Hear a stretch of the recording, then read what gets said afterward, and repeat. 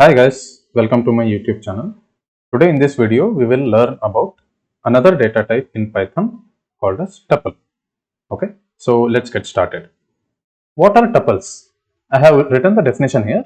Tuples are ordered collection of heterogeneous elements and they are immutable. When I say immutable, they cannot be changed. Once they are created, they cannot be changed. Okay, since they are ordered collection, they can be indexed.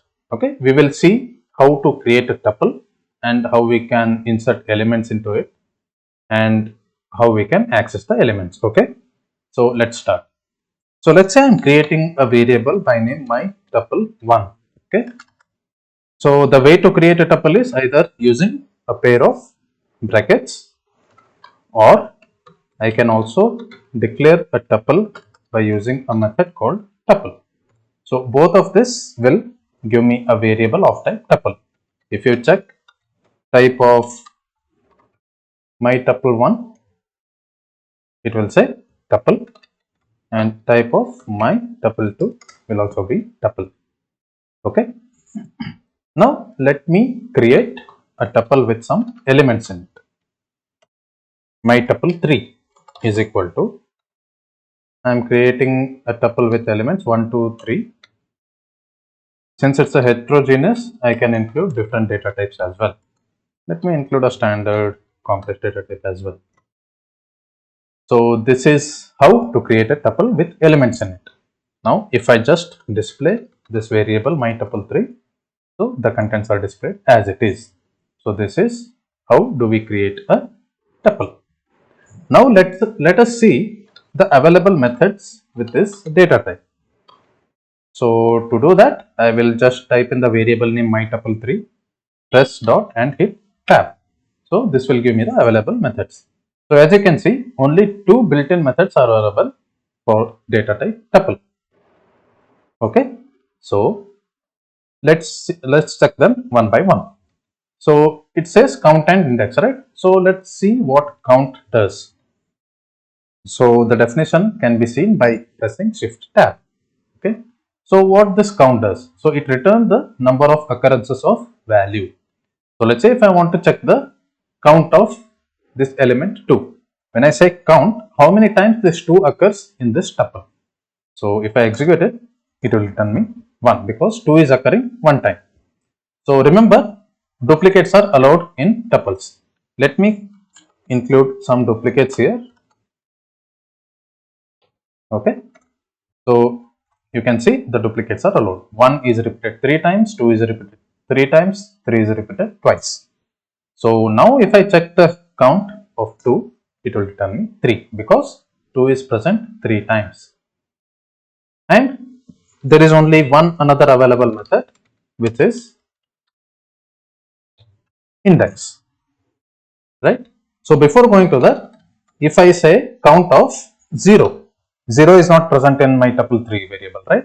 So if I execute it, it will return me 0 because 0 is not present as an element in the variable my tuple3. It doesn't return any error if we ask the count of the elements which are not existing in the variable. It will return 0. Okay, so that's about count. Now if I go ahead and check the next available method, that is index. So what this index does, since duplicates are available, this index will return the first index of the value. So what do I mean by first index of the value? You see here, 1 is occurring at index 0, right? And it is also occurring at these two specific indexes, right? So if I want to have the index position of this, let us count it. This is 0th position, first, second, third, fourth, fifth, sixth, seventh, and eighth. So I have at 0th position my element 1, and I also have my element 1 at 7th and 8th position, right? So it is occurring 3 times. That's why count will also return me 3. If I execute it, it will return me 3. It is at 0th position, at 7th position, and 8th position. But this index will return me the first index of the value where it is present. Okay, so this is present at 0th position, right? Similarly, let us check for the index of value 2. So I am asking this index to return me the index of this element 2. Okay, so it will return me 1. So it is not bothered about the other positional index where this element might be occurring. So it always returns the first occurrence index of the value that we pass. So this is about index. So that's it for this video, guys.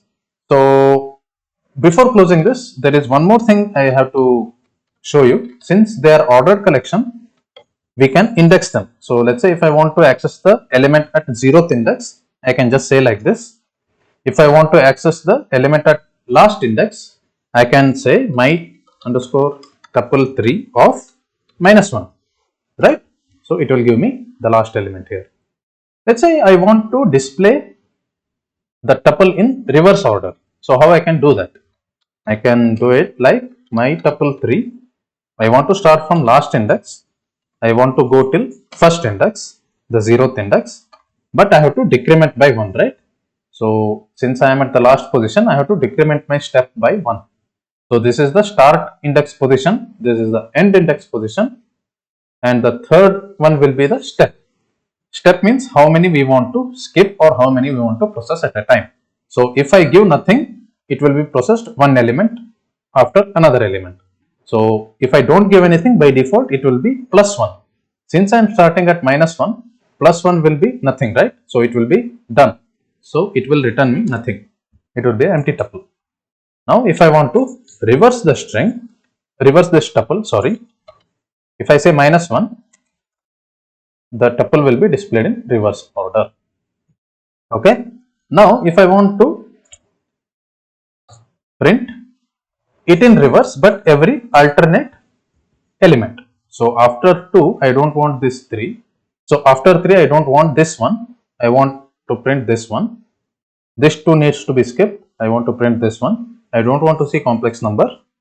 I want to see Shankar. I don't want to see this 3. I want to see 2. Okay. So in order to do that, I have to provide step as 2. Every other element. So the position will be here 0. I will increment the step by 2. So this is one step increment. This is another step increment. If it's negative, it's decrement by 2. So this is the original tuple. I am starting from here -1. Decrement the step by 2, right? So this is 1 decrement. This is 2 decrement. So after 3, this 1 will be printed. After this one, this 2 will be printed. After 2, Shankar will be printed, and after this 2 will be printed. Okay. Now we will see that in action. If I execute it, you see I did not see the complex number because I have given step as -2. Every alternate element will be printed. So like this, we can, if you want to go it in the right direction, forward direction, if I do not specify anything here, it will be starting from 0, but let me give it a number starting from 0. And I want to go it till the end, right? So I will not specify anything there. But now I will say 1 here. By default it will be 1. If I do not specify anything, it will print me the entire tuple. Either we can do it like this, or if we just want to print the entire tuple, I can just say it like this. Okay. And one last thing, if I want to skip every alternate element in the tuple, I can say step as 2. 0, start from 0, end at the last position, but increment the step by 2. If I execute it, I'll see 1, 3, this complex number, this particular 2, this particular 1. This 3 will be skipped because step is 2. That's the end of this positional index. So this is how we will slice and dice a tuple. So that's all for this video, guys. Hope you guys enjoyed learning about tuple. So please subscribe to my channel. I will be coming up with my next set of videos on NumPy and Pandas libraries in Python. So happy learning. Thanks. Bye bye.